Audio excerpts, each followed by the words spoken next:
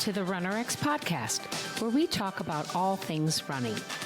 As many runners know, it's 90% mental. So join Coach Valerie and Coach Caroline as we go through the mental side of running. Welcome to the RunnerX podcast. I'm Coach Caroline, and I'm here with Coach Valerie.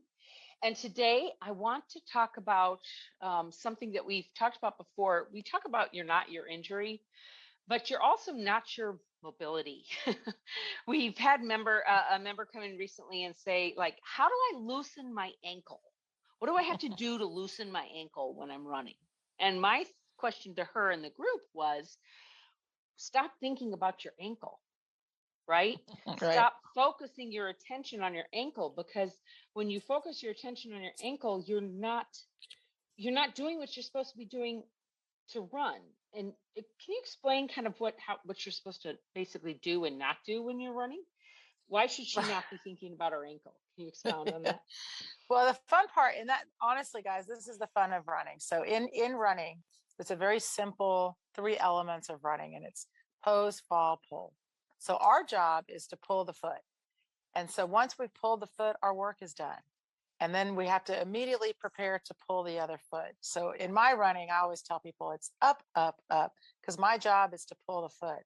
And gravity brings that lifted foot down, and it brings it down quick. So you need to be ready to pull. So if your mind and your actions and your thoughts are occupied with pulling your foot, then honestly, things that don't need to happen won't. So it's interesting, like we do so many movements in our general movements where we're not thinking. Maybe you talk like I do. I talk with my hands. I certainly don't choreograph it. It's just something a habit, I guess, I've created. So the challenge is, it's kind of like if you've ever taken a picture with people and someone will always say, I don't know what to do with my hands. In our run, for many of us, we're not sure what to do with our body parts because we've not been taught. So a lot of people do things like pump their arms, push or reach with their feet. Like they feel like they need to be constantly doing something. So it causes all that unnecessary tension. So then go ahead. And I was going to say, and then when they come in and they learn to pull to pose, isn't that one of the kind of, as they're learning, they start to go out and they run with the pulling all the way to pose. And then they say, I'm exhausted, right? Well, you don't have to pull all the way to pose when you're actually doing distance.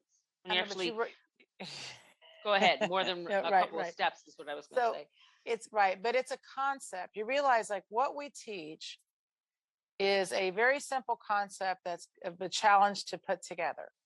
Right. So you have been, not just you, but everybody, the collective, all of us have usually been running, walking, anything with an ing, swimming, cycling, you name it. Everything that we do, we talk about it in active muscles. We think that running is moving our arms and legs. The reality is our arms and legs are moving because the body is falling through space. But because that's not because we don't talk about running that way, that's not how people run. So it's not something that they can just go, oh, okay, that makes sense. I guarantee you right now, someone's listening and it makes no sense. You right? So that's exactly. So that's the hardest part, is that first you should understand how your body moves and how your body's supposed to move. That's kind of the fun part of movement as well. And so that's a challenge for people, because if I'm out there thinking, or like we mimic people. So if we watch someone that runs really fast, well, we see their arms and legs are moving fast. So then we try to move our arms and legs fast to move faster. Right. Or you hear people say speed comes from pumping your arms, right? I've heard that before. And it's, like you think of the Terminator run, right? I mean, all of the action movies, there's a lot of arm pumping. There's a lot of arm pumping. There's a lot of unnecessary movement. But when you tell a runner, for example, most of us are type A, we're moving, we're running, we're out there. We're told to work hard and push and reach and go. So it makes sense that we're supposed to be moving the whole time. Well, then until you understand that movement itself you have one job, and that's to pull, and everything else you need to let go and let happen. I mean, that's a process. That's the fun of the journey of RunRx. Yeah, that's the hard part, because people get really stuck in the, what do I have to do? What is the drill? What is the movement? What do I have to do to make this happen? Or And you what's and the I are one constantly, stretch? yeah, and you and I are constantly saying, no, what do you have to think? And that the key is really to just let go, to Right. let And so, go and and let gravity and your muscle elasticity work, right? right. And here's the thing. So in the beginning, when you're learning, it is really awkward. I mean, you're using a lot of muscles. You are using things you've not done before. Most people haven't used their hamstrings. They've never pulled their foot. They've never done ball foot hops. So yes, there's a lot of um, movement around the running in the beginning. So you have to get used to that, of course. But one of the things too is that we teach you all the self-care, right? The stretching and whatnot. But think about it. If you've gone to, like, say you have a tight hip, right? Or the woman with the ankles, and she's been doing, like, I'm doing my ankle circles, I'm doing my clams, I'm doing my, what they taught you in PT. So Right. don't we, like, we all kind of have that thought. Why I rolled my calves, I did my stretches. So when I go out, why is my calf hurting? Because I'm thinking about my calf. Well, no, well, because you're using your calf, right? Or you're Yeah, you're yeah. you're same, it's the same idea. So what we're trying to help you guys with is, in order for a movement to be corrected, first you have to learn the movement. And once Right. you do the movement correctly, so if you're running and you're only doing the pull, well, then your ankles will relax because you're not thinking about your ankles. But in order to get to that place, you have to first learn, what am I supposed to do instead? Right. Right. That's the key. Now, you also have talked before about, we try to control everything, and that the muscle can only do either contract or release, and we try Mhm. to, like, have it do both. Right? Yeah. Which is so funny. And when you really, if you think about that, the muscle can't do both, and you can't control it. It's like Right. saying you can control your heart beating.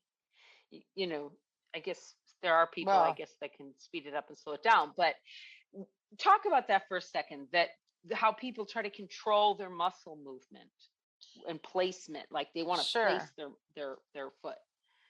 Right. We are definitely addicted to the even the saying or the thought of foot strike.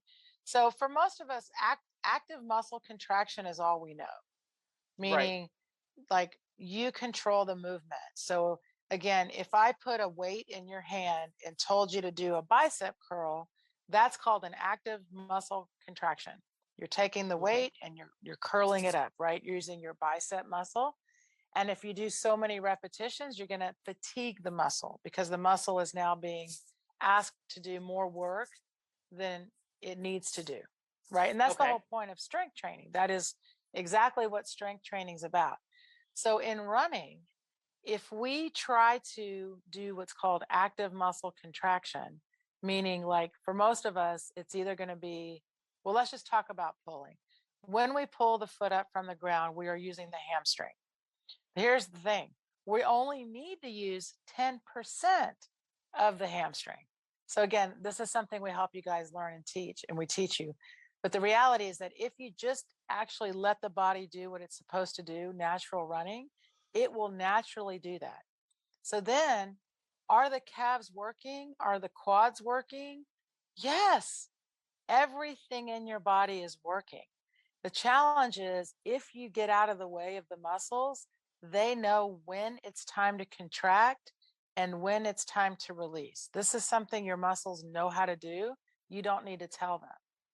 And Yeah. so it's it's really That's cool. important. That's really important, Yeah, because we try to tell our muscles when to move.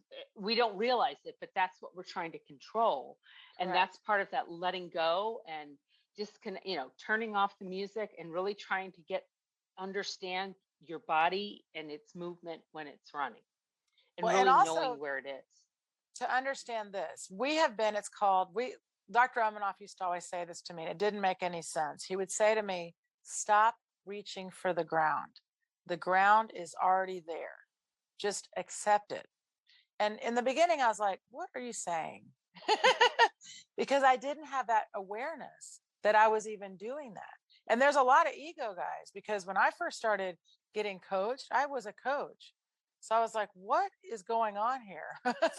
Yeah. And he was so right, though. We look for the ground, we're taught to, just so you know. So it's called foot strike. People are so much wanting to control foot strike. And if you do not try to control foot strike, but instead allow the ground to come to you, you pull the foot up, all of a sudden, it's a new relationship, by the way, with your body. But gravity actually puts your foot down at the right place at the right time. And once we again, accept that first and let that happen, it's freeing. But it's that understanding of, I don't have to do that. Like a question, wow. Instead of being like, most people, to me, in the beginning, there's so much want to talk about like heel striking. Look, I don't heel strike. And I always think, well, don't even think about heel striking, because we're only pulling our foot up. See, we don't even put that in the conversation, but everywhere you go and you read, they talk about it. Well, without getting too far off track, really quick, with that idea of, you also hear people talk about, well, I pronate or I supinate. And when we've slowed down, like looking at gait analysis, and you see the foot, go to the ground, and you see the ankle, absorb, right, the body weight, and it naturally like it naturally supinates or pronates. Isn't that kind of part of the natural process of the body taking the impact I've just put on it, not because I'm not running correctly? Is supinating and pronating natural? Like, I shouldn't try to control that or try to restrict Correct. Yes. And 100%. And again, guys, this goes into like, it sells shoes really well. Yeah. I mean, that happened to me. They were like, oh my gosh, you pronate. And I'm like, fix it. Yeah. I don't want They to make pronate. it sound so horrible. Yeah. And the reality is, it's called active landing. If the foot is landing actively ahead and it's out on its side or on it doesn't matter. Heel, side, the front part of your foot, the outer, any of that extra tension is simply because instead of pulling your foot, you're landing. Okay. And that's the what correction, I wanted. Yeah. right. So in the air, by the way, in the air, the ankle should be allowed to move. That's what we're talking about. If you allow range of motion, and of course, that's all about, of course, we add ankle mobility and foot strength and all of that. That's all important. But if you allow your foot to move naturally, yes, it will pronate, supinate, dorsiflex, you name it. The challenge is, if you do nothing, gravity will put it down just like it should. Not supinated, not pronated, just right down underneath you. And that's, I think, where we get stuck. Okay. So guys, that is it for today. I hope you take this concept of, you are not your mobility, you are not your injury. It's really more about your thoughts that you're creating before you go out and do that, whatever it is you're doing. Make your thought be, I'm a joyful runner. See what that does for you. And we will talk to you next week. Thank you for joining us on the RunRx podcast. If you'd like to know more, join us at www.runrx.fit. And if you have additional questions that you'd like answered on the podcast, email us at support@runrx.fit.